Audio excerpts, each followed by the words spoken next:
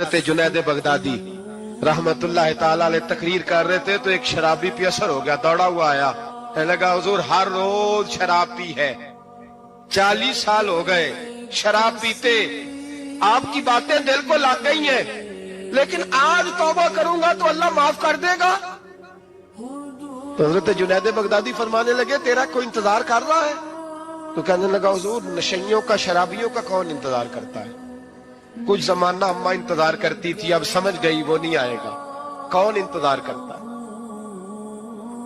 سمجھ گئی وہ نہیں آئے گا۔ کچھ عرصہ بیوی نے انتظار کیا، سمجھ گئی کسی نالی میں پڑا ہوگا، نہیں آئے گا۔ بہن بھائی بال بچے انتظار کرنا چھوڑ گئے، اب میرا کوئی نہیں انتظار کر رہا۔ حضرت جنید بغدادی رو پڑے، فرمانے لگے نہیں، رب کی رحمت تیری توبہ کا ابھی بھی انتظار کر رہی ہے، خدا کا کرم تیری توبہ کا انتظار کر رہا ہے، آجا، دروازہ کھلا ہوا، لوٹ آیا۔ وہ شخص کہتا ہے جب بات سنی تو اللہ اکبر کہا، کپڑے پھٹ گئے، قدموں میں گرا، وضو کیا، غسل کیا، مسجد آیا، کہنے لگا یا اللہ تو واقعی راضی ہے، واقعی راضی ہے؟ تو فرماتے ہیں جب وہ رو رو کے یہ دعا کر رہا تھا تو مسجد کے ہر کونے سے آواز آنے لگی تو نے سچی توبہ کر لیا تو تیرا رب راضی ہو گیا ہے، ان کو پکڑ کے لاؤ۔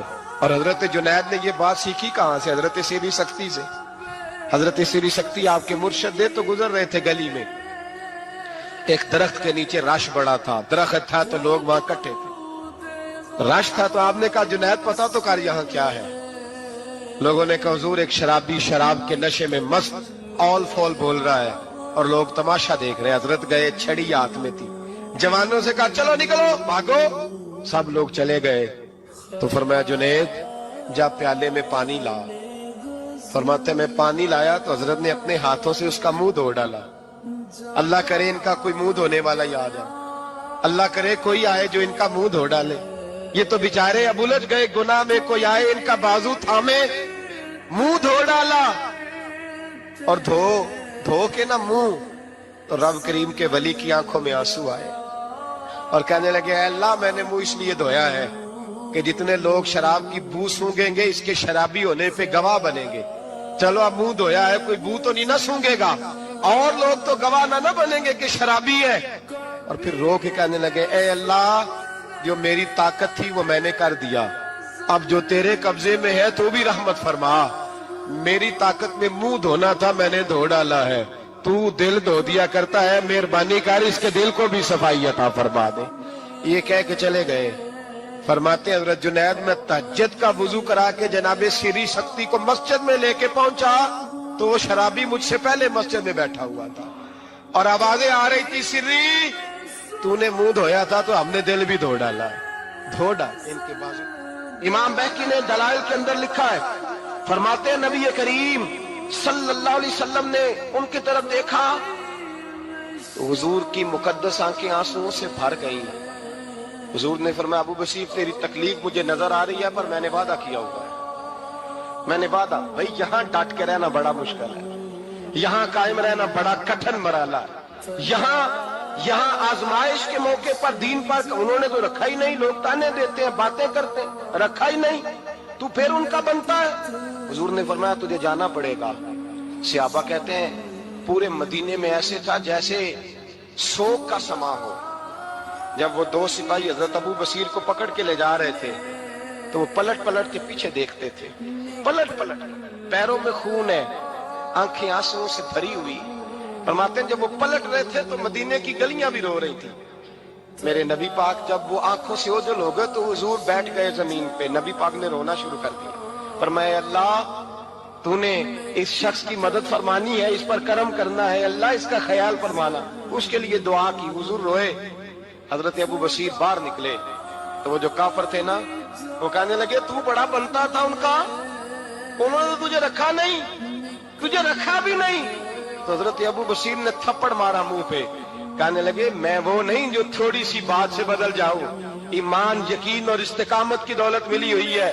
آپ فرمانے لگے میرا تو ایمان اور پختہ ہو گیا ہے کہ میرا نبی اپنے وعدوں کا بڑا پابند ہے، میرا رسول اپنے وعدوں کا بڑا پابند ہے۔ حضرت ابو بصیر کہتے ہیں مدینے کی سرحد گزر گئی تو میں نے کھینچی تلوار، ان میں سے ایک سپاہی اب آؤ میرے مقابلے میں جس نے آنا، ایک کو مارا، دوسرا بھاگ گیا. فرماتے اب میں مکے جا نہیں سکتا تھا, جاؤں گا تو وہ زیادہ ماریں گے. مدینے حضور نے قبول نہ فرمایا. فرماتے ایک جنگل میں جا کے العیس نام کی ایک بستی تھی, وہاں ڈیرا لگا لیا, دریا کے کنارے پانی پی لیتا, پتے کھا لیتا, تن تندور ہڈاں دا بالن تے اسی ہاواں نال تپایا, کپ کپ مکیاں پیڑے کیتے تے اتوں صبر پلے تھل لایا, تن دی ہانڈی تے من دا سالن اتے لون صبر دا پایا. غلام فریدا وے میں ساری تیری, غلام فریدا وے میں ساری تیری, تینوں اجے یقین نہیں آیا. فرماتے سالوں پتے کھائے, اب جو بھی وہاں سے تانگ ہوتا وہ میرے پاس آ کے پناہ لیتا. جس کو مکے والے مارتے میرے پاس آ کہتے تانے دینے والے آ کے کہتے ہو تم کس طرح کے نوکر ہو, تمہیں تو انہوں نے رکھا ہی نہیں. ہم نے کہا چپ کر جا, وہ ہمارے آقا ہیں, وہ ہمارے آقا ہیں, رکھے تب بھی ٹھیک ہے, نہ رکھے اللہ اکبر. ایمان دیکھو, قوت دیکھو, جیڑیاں خصماں دی وچ رضا وسن بھاگ جاگ جاندے انہاں گولیاں دے تے میں گڈی ہتھ ڈور سجن دے, او جنج رکھے اونج رہنا ہے. واجب نہیں جے وچ شریعت مندہ خصم نو کہنا. فرمایا بس ٹھیک ہے, جس طرح حضور راضی ویسے ہی ہم راضی. حضرت ابو بصیر رضی اللہ تعالیٰ عنہ کے پاس 300 صحابہ اکٹھے ہو گئے, 300. حضرت ابو بصیر جب مدینے کی سرحد سے گزر رہے تھے نا تو نبی پاک نے ایک آواز دی تھی. فرمایا ابو بصیر ایک وقت آئے گا کہ میرا پیغام تجھ تک پہنچے گا, ایک ٹائم آئے گا. حضرت ابو بصیر سے جب کوئی کہتا نا کہ زندہ کس بات پہ ہو, تو فرمانے لگے مصطفیٰ کے فرمان پہ بڑا یقین ہے, بلاوا آئے گا, مجھے بلاوا, مجھے یقین ہے کہ مجھے بلاوا, بڑی امید ہے سرکار قدموں میں بلائیں گے, اور کرم کی جب نظر ہوگی مدینے, مجھے یقین ہے کہ مجھے بلاوا. حضرت ابو بصیر رضی اللہ تعالیٰ عنہ فرماتے ہیں کہ وقت گزرتا گیا, 300 لوگ اکٹھے ہو گئے. جب کوئی مسلمانوں کا قافلہ مکے کے پاس سے گزرتا تو مکے والے لوٹ لیتے تھے. حضور نے بھی اجازت دی مدینے والوں کو, اگر ان کا قافلہ کوئی آئے تمہیں بھی حملے کی اجازت ہے, کفر کا مال مال غنیمت ہے. حضرت ابو بصیر کہتے ہیں جب بھی ہمارے قریب سے وہ رستہ تھا شام کی طرف جانے کا, جب بھی کافر گزرتے ہم ان کے قافلے پکڑ لیتے, لوٹتے, ہم بھی ان کو اس طرح کی سزا دیتے جو مسلمانوں کو دیتے تھے. فرماتے ان کا جینا محال ہو گیا. ہاتھ باندھ کے نبی پاک کی بارگاہ میں گئے, کہنے لگے یہ شرک ختم فرما دیں اور آپ ان کو بلا لیں, بلا لیں. حضرت ابو بصیر فرماتے ہیں میں بوڑھا آدمی تھا, دن بھر میں کام کرتا, محنت کرتا, اس علاقے میں کھیتی باڑی کرتا. جب رات ہوتی تو میں کسی پہاڑ کے ٹیلے پہ بیٹھتا اور مدینے کی جانب منہ کر لیتا, اور میں انتظار کرتا بلاوا کب آئے گا, کب حضور کا پیغام آئے گا, میں انتظار کرتا. حضرت ابو بصیر رضی اللہ تعالیٰ عنہ بیمار ہو گئے, شدید بیمار, سخت بیمار تھے, تو قریش نے شیخ ختم کی. حضرت ابو ہریرہ کہتے ہیں نبی پاک نے 2 صحابہ کو رکا دیا, فرمایا جاؤ اسے جا کے کہو آ جائے, اسے کہو آ جائے. صحابہ کہتے ہیں ہم پہنچے تو ان کا آخری وقت چل رہا تھا, آخری ہجکیاں تھیں. ایمان اور یقین دیکھو, آخری ہجکیاں. لوگ کہتے ابو بصیر وقت آ گیا, وہ کہتے نہیں ابھی وقت نہیں آیا, وقت تب آئے گا جب نبی پاک کا بلاوا آئے گا. حضور کا وعدہ تھا وقت تب آئے گا جب میرے نبی کا بلاوا آئے گا, ابھی بلاوا نہیں آیا. تو ابو بصیر کا وقت بھی نہیں آیا. صحابہ کہتے ہم نے جا کے رکا تھمایا, اٹھنے کی بھی طاقت نہیں تھی. جب حضور کا رکا لیا نا تو دونوں یوں مٹھیاں بند کر لی, گویا جھوم جھوم کے نعرے لگانے لگے آؤ دیکھو میرے نبی کے وعدے کتنے سچے ہیں, آؤ دیکھو حضور کے وعدے. چومتے حضور کا نامہ, سر پہ رکھتے, سینے سے لگاتے, اور کہتے ہیں پھر بلند آواز سے کلمہ پڑھنے لگے. کہنے لگے حضور میں حاضر ہوا, یا رسول اللہ میں آیا. کہتے بلند آواز سے کلمہ پڑھا اور ان کی روح پرواز کر گئی, ان کی روح پرواز کر گئی. نبی رحمت صلی اللہ علیہ وسلم کے غلاموں کا یقین, اعتماد اتنے اعلیٰ درجے کا. کمزور مسلمان, دائیں بائیں دیکھتا مسلمان, کفر کے وعدوں پر اعتبار کرتا, یہودی عیسائی اور سکھ کے وعدوں پر اعتبار کرتا, دنیا دار ٹھگ اور چور کے وعدوں پر اعتبار کرتا, یہ رب کریم کے وعدے پر اعتبار نہیں کرتا, یہ اللہ رسول کے ساتھ اپنی توجہ کو مبذول نہیں کرتا. میرے رسول کریم سید عالم صلی اللہ علیہ وسلم کے غلاموں نے اعتماد کر کے, یقین کر کے ہمیں بتلایا ہے کہ جب تیرے پاس یقین کی دولت ہوتی ہے پھر تو دنیا کا طاقتور آدمی ہوتا ہے. جب تیرے پاس ایمان کی قوت ہوتی ہے تو دنیا کا سب سے مضبوط شخص ہوتا ہے. اپنے آپ کو مضبوط کریں, اپنے اندر ایمان کی توانائی پیدا کریں. یہ جھوٹے وعدوں پر, جھوٹی تسلیوں پہ اپنے آپ کو زندہ نہ رکھیں. نہ دیکھیں دائیں بائیں کیا ہو رہا ہے، توجہ سیدھی اللہ رسول کی جانب رکھیں، مضبوط ایمان پیدا کرے، تگڑا دانائی والا۔ ماتے میری امی کی دعائیں سنے عزیزو، کہا جب تیری اور تیری ماں کی سوچ میں، اور نبی پاک صلی اللہ علیہ وسلم نے فرمایا ہے جتنے بھی گناہ انسان کرتا ہے نا، اللہ کریم سزا کو روک دیتا ہے، قیامت میں سزا دے گا، اور جو ماں باپ کا نافرمان ہے نا اس کو دنیا میں بھی سزا ملے، جو ماں باپ کا نافرمان ہے اسے دنیا میں بھی، آپ یقین کریں بچے تھوڑا سا پڑ جاتے ہیں بیچارے تو ماں باپ سے کہتے ہیں ابا جی تسی پرانے دور دے ہو، تو انہوں کی پتا ہوئے، اور تجھے پتہ ہی نہیں بھائی، تجھے خبر ہی نہیں، یہ پرانے دور کے نہیں، تو بیوقوفوں کے دور کا ہے۔ حضرت مالک بن دینار فرماتے میں نے 60 حج کیے، ایک حج کے موقع پر میں نے بڑا رش دیکھا، لاکھوں کا اجتماع ہوا۔ میری باتوں کی سمجھ تو آ رہی ہے نا آپ دوستوں؟ جو نہیں بول رہے انہیں بھی آ رہی ہے نا؟ اللہ جزا دے۔ کہتے ہیں لاکھوں کا مجمع تھا تو میرے دل میں خیال آیا، میں نے کہا اے اللہ اتنے لوگ آئے ہیں، ان کا حج قبول بھی ہوا ہے کہ نہیں؟ فرماتے ہیں میں سوچ رہا تھا تو رات کو نا خواب میں میں نے کسی کہنے والے کو کہتے ہوئے سنا کہ سب کا قبول ہو گیا ہے، بلخ کا رہنے والا محمد بن ہارون بلخی ہے، اس کا حج قبول نہیں ہوا۔ فرماتے ہیں شہروں کے علیحدہ علیحدہ خیمے لگتے تھے، اب بھی آپ حج کرنے جائیں تو پاکستانیوں کی رہائشیں علیحدہ ہوتی ہیں، انڈین کی علیحدہ، بنگلہ دیش کے علیحدہ، مصری، یمنی، سب لوگ علیحدہ علیحدہ رہائشیں ہوتی ہیں، جھنڈے لگے ہوتے ہیں ملکوں کے۔ کہتے ہیں میں نے سویرے اٹھ کے ڈھونڈنا شروع کر دیا، ڈھونڈتا ہوں وہ بندہ ملے، کہتے ہیں جہاں بلخ شہر کے لوگ رہتے تھے وہاں چلا گیا تو میں نے لوگوں سے پوچھا تم میں محمد بن ہارون بلخی کون ہے؟ لوگ کہنے لگے وہ تو بڑا نیک آدمی ہے، پرہیزگار ہے، بڑے بولے بالے، بڑے اللہ والے، ریاض آپ کو بس ہم ہی جانتے ہیں، وہ تو بڑا نیک ہے، پرہیزگار آدمی۔ تو میں نے کہا اچھا کہاں ہے؟ انہوں نے کہا پہاڑ کے پیچھے اس نے خیمہ لگایا ہوا ہے، ساری رات عبادت کرتا ہے، سارا دن روزہ رکھتا ہے، قائم اللیل ہے، صائم الدہر ہے۔ کیا بات؟ فرماتے ہیں میں ان لوگوں کی بات سن کے حیران ہو گیا کہ مجھے کیا بتایا گیا، یہ کیا کہہ رہے ہیں؟ فرماتے ہیں میں پہاڑ کے پیچھے گیا۔ حضرت مالک بن دینار علیہ رحمہ فرماتے ہیں جب میں وہاں پہنچا تو میں نے اس شخص کو مصلی پہ بیٹھے دیکھا، کثرت عبادت کے آثار اس کے وجود پر نظر آ رہے، سیدھا بازو اس کا کٹا ہوا تھا۔ فرماتے 2 رکعتیں مکمل کر کے نا میں نے اسے السلام علیکم کہا تو مجھے کہنے لگا وعلیکم السلام، آپ مالک بن دینار ہیں؟ میں نے کہا بڑی اس کی فراست ہے۔ فرماتے پھر اس نے ٹھنڈی سانس لی، کہنے لگا آپ کو خواب آئی ہوگی کہ میرا حج قبول نہیں ہوا۔ فرماتے ہیں مجھ پر اور بجلی گری کہ کیا کہہ رہا؟ میں نے کہا یار لوگ بھی تیری تعریف کر رہے ہیں اور تیری بصیرت بھی بڑی ہے، تو یہ ماجرا کیا ہے؟ کہنے لگا آپ نہ پوچھیں۔ یہ کہہ کے اس نے رونا شروع کیا، دیر تک روتا رہا۔ میں نے کہا نہیں یار تو بتا۔ کہنے لگا نہیں آپ نہ پوچھیں، آپ ناراض ہوں گے۔ میں نے کہا میں نہیں ہوتا، تو بولنا۔ کہنے لگا حضور 24 سال ہو گئے مجھے حج کرتے ہوئے، 24واں حج ہے میرا، اور ہر سال کوئی اللہ کا ولی آ کے بتاتا ہے کہ جا چلا جا تیرا کوئی نہیں قبول ہوا۔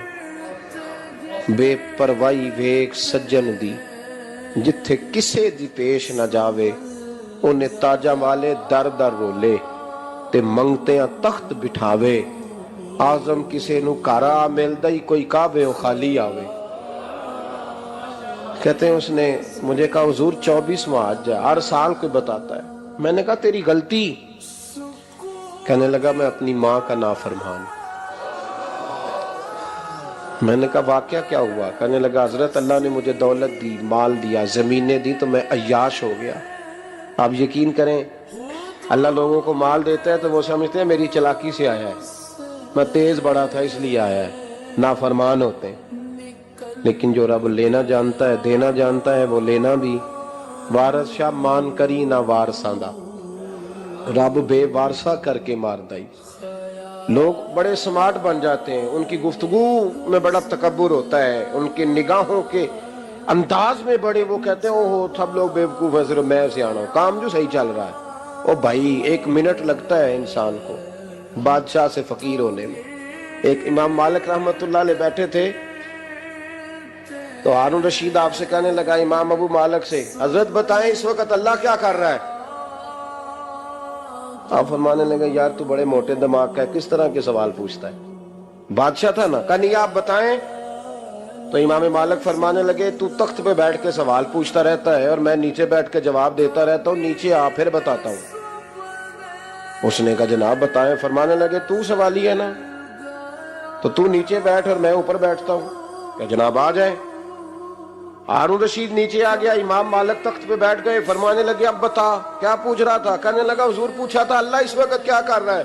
فرمانے لگے رب اس وقت تجھے سمجھا رہا ہے کہ اس تخت پہ تکبر نہ کرنا، 1 منٹ لگتا ہے میں تجھے اٹھا کے مالک کو بٹھا دیا کرتا ہوں، یہ تجھے سمجھا رہا ہے، لہٰذا اس سمجھ پہ قائم رہنا، تکبر نہ کرنا، 1 ہی تو منٹ لگتا ہے، یہ تجھے سمجھا رہا ہے۔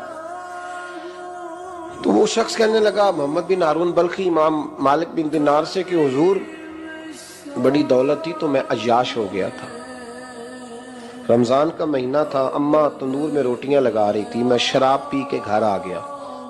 ہمارے ہاں یہ بھی فیشن ہے نا، مہندی والے دن چودھری صاحب کے ڈیرے پہ جوان شراب پیتے ہیں تو پوچھتے ہیں حاجی صاحب آپ تو حاجی بھی ہیں تو ڈیرے پہ منڈے کیا کرتے رہے؟ کہتے میں ڈیرے تے تھا مینوں نہیں پتا، وہ کار لگے سن۔ حاجی صاحب آپ کو سارا پتا ہے اور اللہ آپ سے پوچھ لے گا، یہاں تو کوئی آدمی چپ کر جائے گا آپ کے قلوں کی وجہ سے، لیکن عرش کے مالک کو بھی تو جواب دینا ہے کہ نہیں؟ کیا طریقہ ہے؟ دیکھیں نا، کول والے دن محفل اور مہندی والے دن اللہ سے صرف دکھوں کا رشتہ ہے، رسول اللہ سے صرف غموں کا رشتہ ہے۔ اگر تو نے ڈھول ڈمکا شور شرابہ کیا ہے شادی والے دن تو کول والے دن بھی بجا، تیرا پتہ چلے، جنازے پہ بھی بجا، کیا تماشا ہے؟ مذہب صرف رسم ہے، ضرورت ہے، کوئی مر گیا تو قرآن پاک کھول لو، باقی جو مرضی کرو، حج بھی کیتی جاندے ہو، لو بھی پیتی جاندے ہو، کھو کے مال یتیماں دا پیج مسیتی جاندے ہو، پھٹ دلاں دے سیندے نہیں، ٹوپیاں سیتی جاندے ہو، نفس تے چھری پھیر دے نہیں، بکرے کیتی جاندے ہو، فرض پلائی بیٹھے ہو، نفلہ نیتی جاندے ہو، او دسو تے سی بلے نو اے کی کچھ کیتی جاندے ہو، او دسو تے سی بلے شاہ نو کی کچھ کیتی جاندے ہو۔ کوئی طریقہ ہے؟ کول شریف پہ مولوی صاحب تشریف لائیے گا ابا جی کے کول ہیں تو میں تو کہتا ہوں بجا نہ بینڈ باجے والا آج بھی، میرا پتہ چلے کہ یہ دو کام کیسے ہوتے ہیں، تو کس طرح 2 کشتیوں کا سمجھ نہیں آتی بات کی۔ میں تو جاتا ہی نہیں بینڈ باجے والی شادی پہ، میں کہتا ہوں جن کو مردی پڑھا لو نے کہا، ہم سے نہیں 2 کام ہوتے، اللہ روزی دینے والا ہے، ایک ہی کرتے ہیں، 2 رنگی چھوڑ کے یک رنگ ہو جا، سراسر موم ہو جا یا سنگ ہو جا، موج کرو۔ ہم اس چکر میں پڑتے ہی نہیں، ہم وہ راستہ ہی چھوڑ دیتے ہیں جو ہماری طبیعت کے مطابق نہیں ہوتا، بس ختم ہو گئی بات۔ اس لیے غور کریں اور یاد رکھیں اس بات کو۔ امام مالک بن دینار رحمت اللہ علیہ فرماتے ہیں مجھ سے کہنے لگا پیسے آئے تو میں عیاش ہو گیا، رمضان کا مہینہ تھا، عصر کے بعد میری اماں افطاری کی تیاری کر رہی تھی، میں گیا، میں نے کہا شراب پی ہوئی، اماں روٹی دے، تو اماں کہنے لگی شرم کر، شرم کر، روزہ رکھا نہیں تو جنہوں نے رکھا ہے ان کا تو خیال کر۔ کہتے اماں کی بات کا مجھے غصہ لگا، میں کہا کرتا ہوں بد نصیب ہے وہ بیٹا جس کا باپ اس سے بات کرتے ہوئے ڈرتا ہے کہ پتہ نہیں کہاں سے بولے گا۔ بد نصیب نہیں وہ بیٹا جس کی ماں اس سے بات کرتے ہوئے سہم جاتی ہے کہ پتہ نہیں کون سی بولی بولے گا۔ بد نصیب نہیں کہ ماں باپ بھی جس سے کھول کے بات نہ کر سکے۔ حضرت مالک بن دینار سے کہنے لگا اماں نے جب کہا نا شرم کر تو مجھے غصہ آیا، میں نے ماں کو تھپڑ مارا اور میری ماں جلتے ہوئے تندور میں گری۔ لوگوں نے مجھے پکڑ کے اندر بند کر دیا کمرے میں، ساری رات میں شور سنتا رہا پر نشے میں دھوت رہا۔ سویرے آنکھ کھلی تو میری بیوی بیگ باندھ رہی تھی، میں نے کہا کہاں جا رہی ہو؟ کہنے لگی جو ماں کا نہیں بنا میرا کیسے بنے گا؟ اور میں نے کہا میری اماں کا، وہ تو لوگوں نے رات کو ہی دفن کر دی جنازہ پڑھ کے۔ تڑپ کے کہنے لگا مجھے کیوں نہیں بتایا؟ تو کہتے ہیں لوگ کہنے لگے تیری مرتی ہوئی ماں کہہ گئی تھی اسے میرا منہ نہ دیکھنے دینا، میرے جنازے کے قریب نہ آئے۔ حضرت مالک بن دینار فرماتے ہیں جب اس نے یہ بات سنائی تو میں نے بھی اس کے منہ پہ تھپڑ مارا، میں نے کہا تو اسی قابل ہے۔ کہتے ہیں وہ رونے لگا، حضور دعا کرے اللہ مجھ سے راضی ہو جائے۔ کہنے لگا جب ماں کی انتقال کی خبر ملی تو میں نے کلاڑی لے کے وہ ہاتھ کاٹ دیا جس سے ماں کو مارا تھا، میں نے ساری جائیدادیں خیرات کر دی۔ 24 سال ہو گئے، 24 سال ساری رات نماز پڑھتا ہوں، روزہ رکھتا ہوں، حج کرتا ہوں، پر ہر سال کوئی آ کے کہتا ہے جا دوڑ جا تیرا کوئی نہیں قبول ہوا۔ حضور دعا کرے مالک راضی ہو جائے۔ فرماتے ہیں میں تھپڑ مار کے آ گیا، میں نے کہا تجھ سے راضی ہو جائے اتنے ظالم سے؟ امام مالک فرماتے ہیں رات کو آ کے سویا تو مجھے خواب میں رسول پاک کا دیدار ہوا، تو نبی پاک علیہ السلام نے فرمایا مالک تو اسے مایوس کیوں کر آیا ہے، اللہ تو بڑا مہربان ہے۔ کہا حضور ماں کے نافرمان کو معافی کیسے ملے گی؟ تو امام مالک فرمانے لگے نبی کریم نے فرمایا جا اسے جا کے بتا دے تجھے قیامت میں تیری ماں کی وجہ سے بخش دیا جائے گا۔ کہا حضور اماں کی وجہ سے کس طرح؟ تو محبوب فرمانے لگے اس کی ماں قیامت میں اس کے خلاف مقدمہ دائر کرے گی رب کریم کی عدالت میں، اے اللہ میں نے 9 ماہ پیٹ میں رکھا، درد سہ کے اسے جنا، جگر کا خون پلا کے پالا اور اسی نے مجھے قتل کیا۔ رب کریم اس کی ماں کا مقدمہ سن کے کہے گا اٹھاؤ اس کو دوزخ میں پھینکو، اس نے ماں جلائی تھی اسے بھی جلاؤ۔ محبوب فرمانے لگے جب پکڑ کر کے مالک اس کو محمد بن ہارون کو لوگ لے جائیں گے نا جہنم کی طرف، ابھی فرشتے گھسیٹیں گے ہی تو پلٹ کے پھر اماں کی طرف دیکھے گا، اور دوسری دفعہ پھر گھسیٹیں گے تو پلٹ کے دیکھے گا، اور تیسری دفعہ پھر پلٹ کے کہے گا اماں یہ مجھے جلانے لگے، اماں یہ جہنم میں پھینکنے لگے۔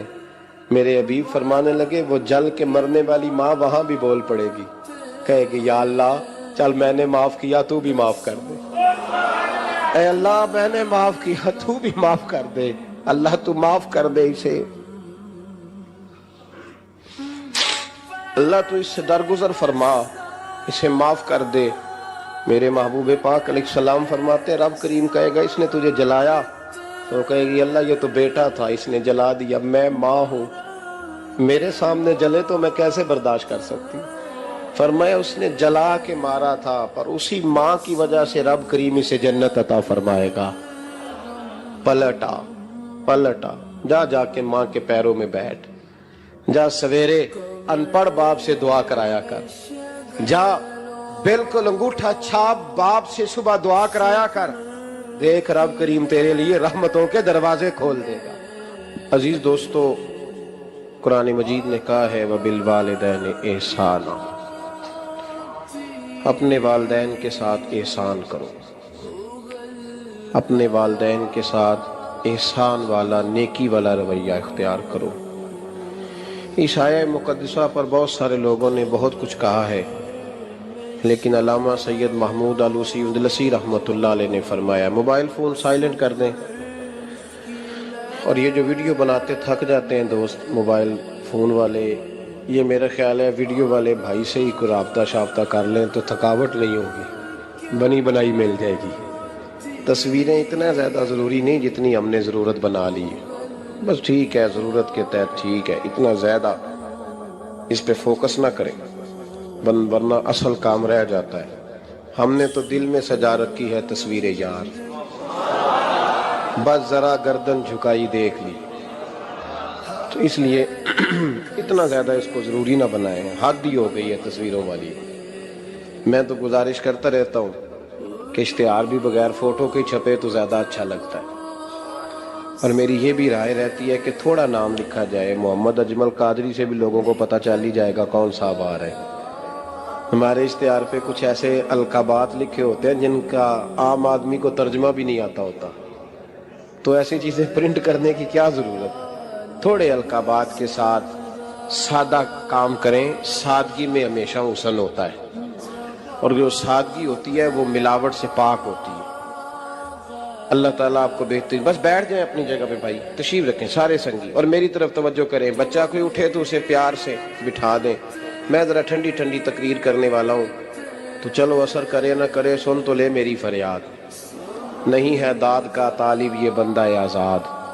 اور سبحان اللہ بھی صرف آپ نے اللہ کی رضا کے لیے کہنی ہے, یہ بھی یاد رکھیں.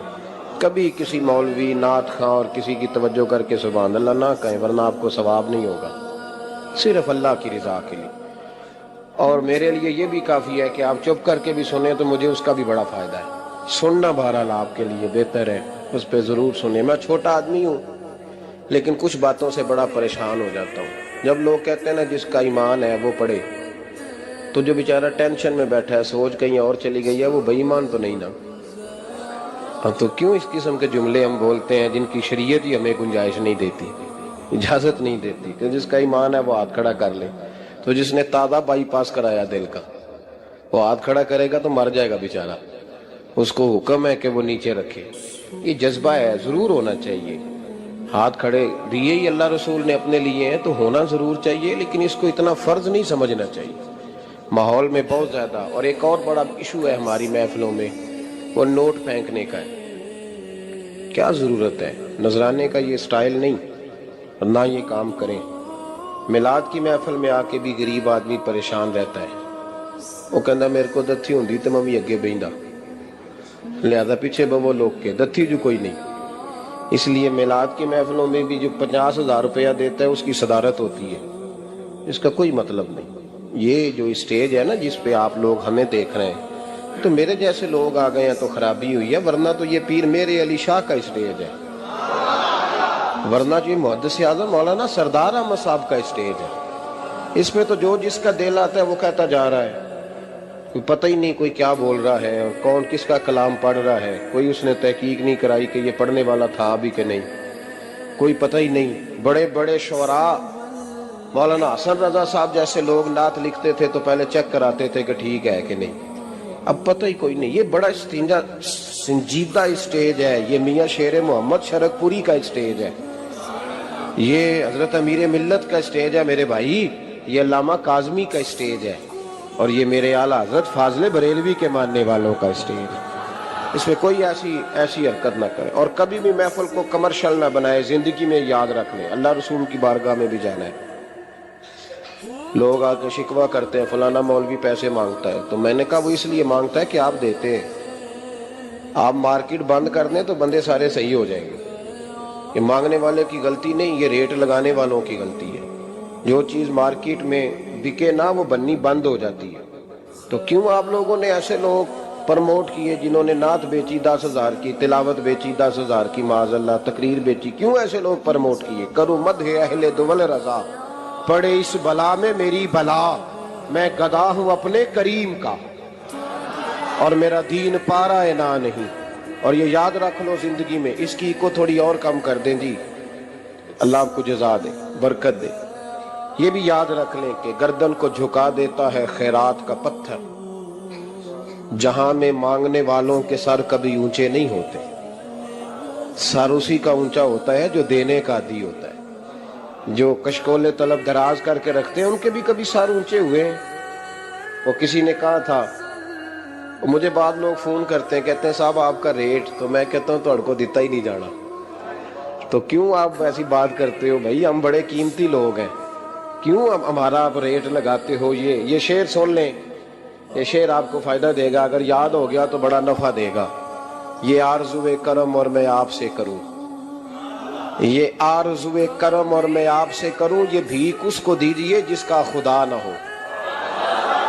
تو جس کو بے حساب مل رہا ہو اس کو کیا ضرورت ہے ہاتھ پھیلانے کی؟ یہ بھیک اس کو دیجئے جس کا, ایک طرف نعرہ لگتا ہے کون دیتا ہے دینے کو, دوجے پاس آنے نے دیا جے 20,000. اور ظالمہ ان پہ آندہ سے نبی پاک کو لینے نے. نذرانہ کوئی تحفہ دے تو لینا سنت ہے, لیکن یہ جو سٹائل ہے نا کہ طے کرنا, اور پہلے ماڑے بندے دی پہنچتے محفل بھی کوئی نہیں رہ گئی, وہ بھی آندہ کمیٹی نکلے گی تو جلسہ کرانگے, ایڈا مہنگا جلسہ, اس کی پہنچ میں تو محفل بھی کوئی نہیں. غریب آدمی تو اب ترس گیا ہے نعت سننے کو بھی, اس لیے کہ اس کا بھی ریٹ ہے. باز آئیں اس چیز سے. ہمارا اعلیٰ حضرت فاضل بریلوی رحمت اللہ علیہ تیل لینے چلے گئے دکان پہ. دکاندار کو بوتل دی تیل والی, بھر کے دے دو. اس نے بھر کے دی تو اعلیٰ حضرت نے فرمایا کتنے پیسے؟ اس نے کہا جی ویسے تو 5 آنے کی ہے, آپ ہمارے عالم دین ہیں, آپ 3 آنے دے دیں. اعلیٰ حضرت نے پورے 5 دیے. فرمایا تو پورے رکھ, میں احمد رضا ہوں, میں اپنا علم 2 آنے کا نہیں بیچا کرتا. تو نے میرا 2 آنے ریٹ لگایا, آپ عالم ہے تو 2 چھوڑ دیں. اس لیے سنجیدگی پیدا کریں یار. کوئی ضروری نہیں, کوئی سنتا ہے تو ٹھیک ہے, نہیں سنتا تب بھی ٹھیک ہے. جن کی پڑھ رہے ہو وہ تو سن رہے ہیں کہ نہیں؟ یہ کافی نہیں کہ جن کی پڑھ رہے ہو وہ سن رہے ہیں. اس لیے مہربانی فرمائیں, اس ماحول کو خاصا سنجیدہ کریں, اس پر خاص محنت کریں. اس لیے نہیں کہہ رہا بنانے کے لیے. مسجد میں بیٹھا ہوں باب وضو ہوں, میرا دل نہیں مانتا جب میں اسٹیج پہ آؤں تو کوئی بندہ نعرہ لگائے. کیوں بھائی؟ وہ ضروری ہے؟ بوڑھا آدمی بیچارہ بیمار بیٹھا ہے اور عشاء کا وقت کا وہ آیا ہوا ہے, اور نبی پاک صلی اللہ علیہ وسلم نے فرمایا سفید بالوں کی عزت اسی طرح ہے جس طرح تم نے اپنے اللہ کی عزت کی ہے. یہ بخاری مسلم کی حدیث ہے. فٹافٹ کھڑے ہو جاؤ جی پیر صاحب آ گئے تھے. پیر صاحب ٹائم نہ لاؤندے آؤ. کیوں یہ کام کرتے ہیں؟ کچھ بھی نہیں ہوتا. جو عزت کرتا ہے اس کا پتہ ہوتا ہے دل سے کر رہا ہے. بیٹھا رہنے دے لوگوں کو, کوئی فرق نہیں. یہ بڑی خوبصورتی پیدا کریں, آپ ماحول کو صحیح کریں, آپ کے جلسے کئی گنا زیادہ بڑے ہو جائیں گے انشاءاللہ تعالی. اور میری آخری گزارش, تمہیدی بات کر رہا ہوں, وہ یہ ہے کہ محفلوں کی ترتیب لگائیں. جو قاری صاحب نے عشاء کے فوراً بعد تلاوت کی انہوں نے بھی قرآن ہی پڑھا تھا. وہ بے قاعدہ کیوں تھی؟ پھر جو دوبارہ 1.5 گھنٹے کے بعد باقاعدہ شروع ہو گئی تو وہ قرآن پاک نہیں تھا.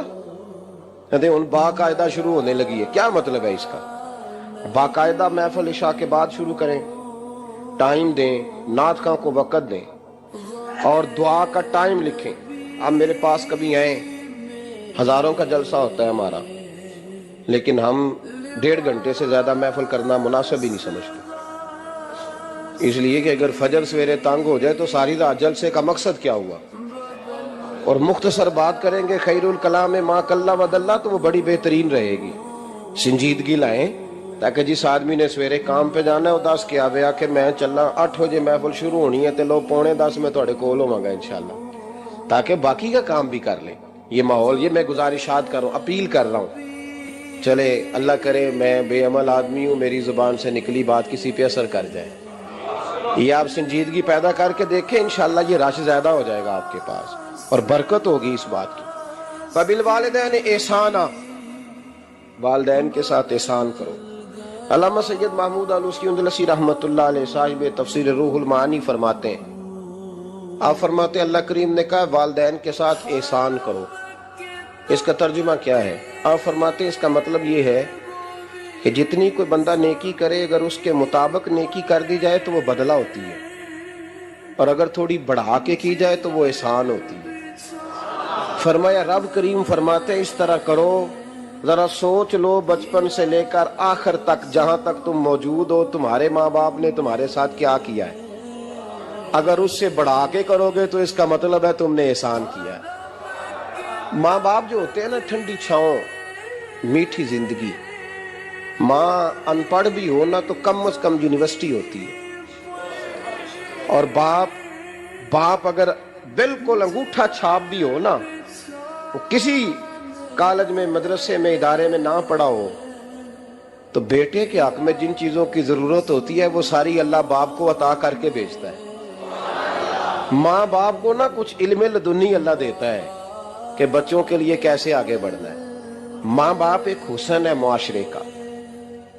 رب تبارک و تعالیٰ کی دیکھیں نا, اللہ اکبر, دنیا میں کسی کی محبت جانچنی ہونا تو محبت کی تمثیل دی جاتی ہے.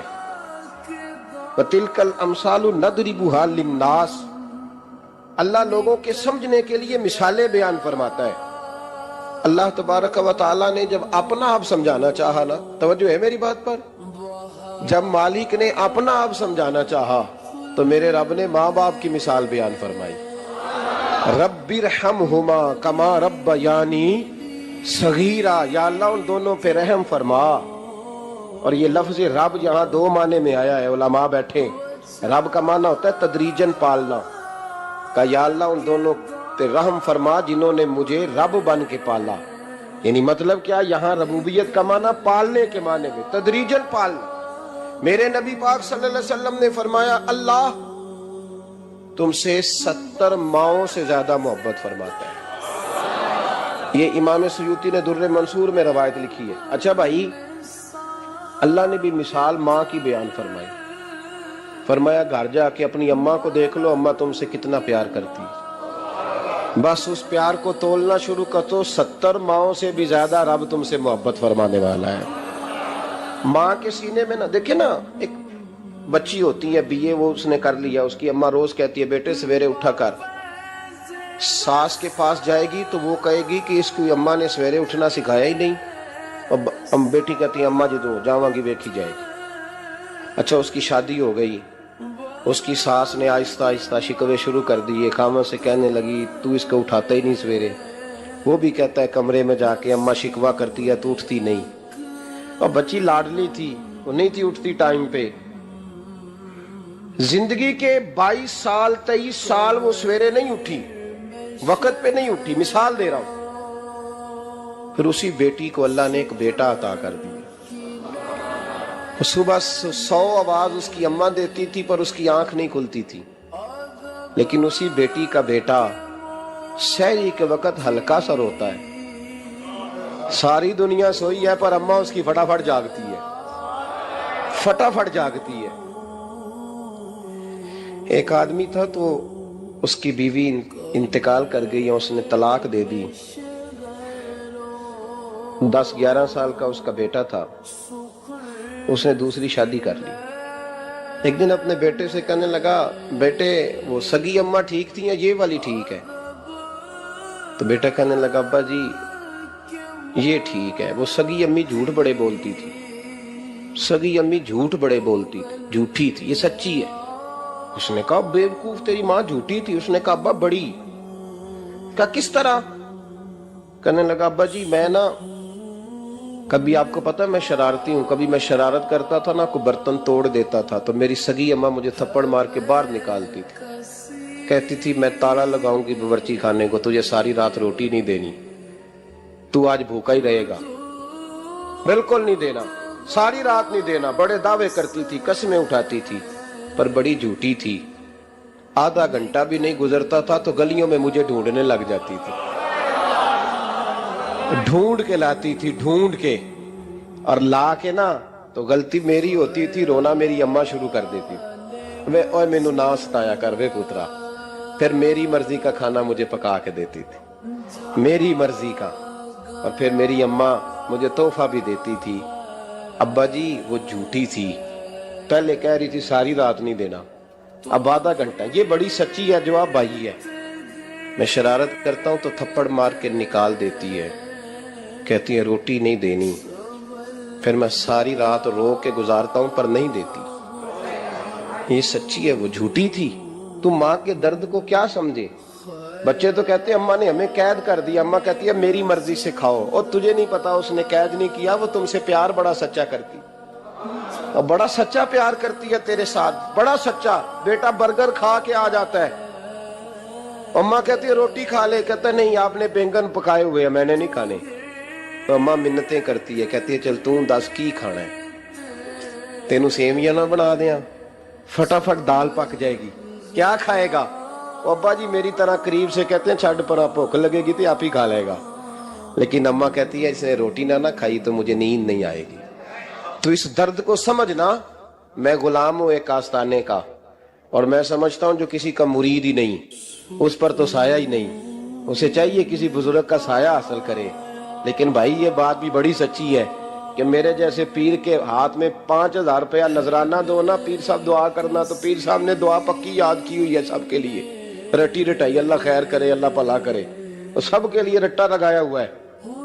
اور اماں کو بیٹا ویسے ہی کہہ جائے، ویسے ہی اماں میں انٹرویو دینے جا رہا ہوں ذرا دعا کرنا، وہ بیبیاں منگا کے دعائے تنجینہ پڑھانا شروع کر دیتی ہے، اور ساری ساری رات مسلح پہ بیٹھی۔ اس درد کو سمجھنا۔ اور بھائی بڑا ویل ڈریس بیٹا ہوتا ہے، ویل ڈریس نوجوان،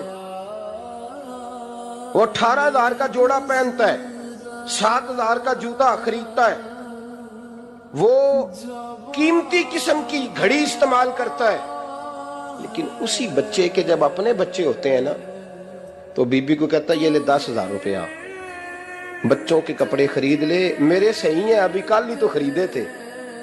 اور باپ، اور تو سمجھا ہی نہیں یار، 30 سال باپ نے جوانی ساری سعودی عرب کو دے دی، لیکن تیرا خیال رکھا۔ میں ایسے لوگوں کو جانتا ہوں جنہوں نے 30 سال پردیس میں کمبل نہیں بدلا، اور جہاں گئے تھے تو ایک کمبل خریدا تھا پھر بدلا نہیں۔ تو ماں باپ کے بارے میں، اور یہاں بچے حساب کرتے پھرتے ہیں، بھائی تو پچھلے مہینے بھی 5,000 دیتا سی، تسی پیسے ادا کر دے کی ہو؟ ماں باپ سے حساب کرتا ہے تو۔ ترمذی شریف کے لفظ ہیں، ایک صحابی نے آ کے عرض کی یا رسول اللہ پیسے وراثت کے نہیں، میرے ابا جی نے نہیں دیے مجھے، اور میں نے خود محنت کر کے کمائے، اب میرا ابا مجھ سے پیسے مانگتا ہے تو کیا کروں؟ اور میرے ہیں، میں نے کمائے ہیں، ابا جی نے نہیں دیے، وراثت نہیں، حصہ نہیں ملا۔ حضور میرا ابا مانگتا ہے تو میرے لیے حکم کیا ہے؟ تو نبی پاک نے فرمایا کیا کہا تم نے؟ پیسے تیرے ہیں؟ کہا حضور ہاں۔ تو فرمایا ابا کس کا ہے؟ کہا یا رسول اللہ میرا۔ تو فرمایا اگر تو اپنے والد کا ہے تو تیری ہر شے تیرے والد کی ہے، تو بھی تیرے والد کا ہے تو تیرا مال بھی تیرے۔ ماں اور باپ یہ تو حسن ہے زندگی کا، یہ تو وقار ہے انسان کا۔ جب تک ماں باپ کا ہاتھ پکڑ کے چلو گے نا رستے سیدھے رہیں گے، اور جس دن انگلی چھوڑ کے سڑک پہ نکلنا پڑا نا سر چکرانے لگے گا۔ یاد رکھنا یہ بڑا مشکل کام ہوتا ہے۔ لوگوں کا تو رخ ہی اس دن واضح ہوتا ہے جس دن آدمی سائے سے محروم ہوتا ہے۔ اماں تو کمرے میں پڑی ہو نا، اورنگزیب عالمگیر کی ماں فوت ہو گئی، 350 کمرہ تھا محل کا، اور اماں 12 سال ٹانگوں سے معذور رہی اورنگزیب عالمگیر کی۔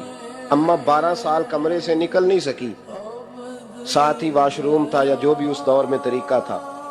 اورنگزیب جب محل میں آتے تھے تو پھر بھی سیدھے اماں کے پاس جاتے تھے، اور جب واپس نکلتے تھے پھر بھی اماں کے ساتھ۔ اورنگزیب کی ماں کا جنازہ اٹھا تو اورنگزیب نے رونا شروع کیا، پھر سالوں بیت گئے پر اس کے آنسو خشک نہیں ہوتے تھے۔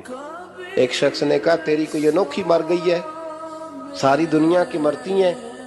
اس نے کہا میں بادشاہ ہوں، 24 گھنٹے لوگوں کا آنا جانا ہے، بڑے دبدبے ہیں، بڑے ڈیرے داریاں ہیں، بڑی بھینسیں، بڑی گائیں، بڑے کھانے والے، بڑے لانگری۔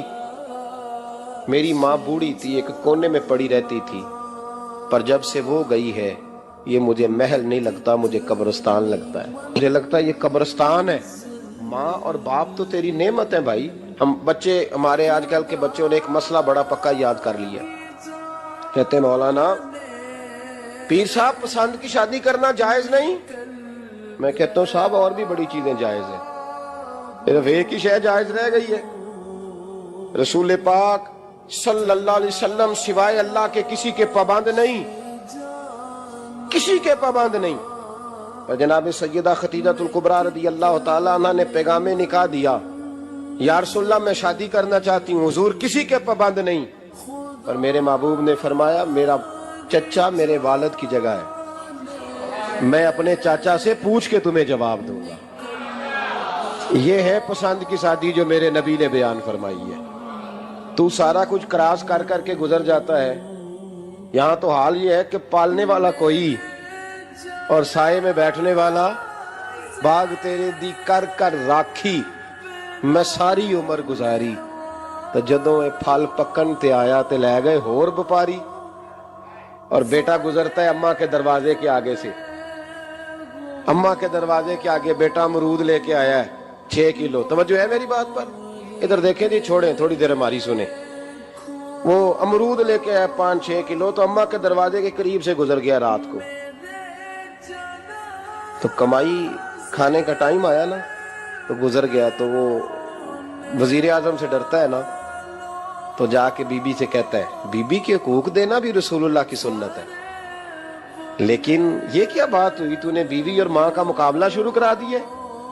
سمجھ تو صحیح، یہ تیرے لیے کعبے کی جگہ ہے اور تو بیوی کے لیے کعبے کی جگہ ہے، اسے بھی سمجھنا چاہیے، غور کرنا چاہیے۔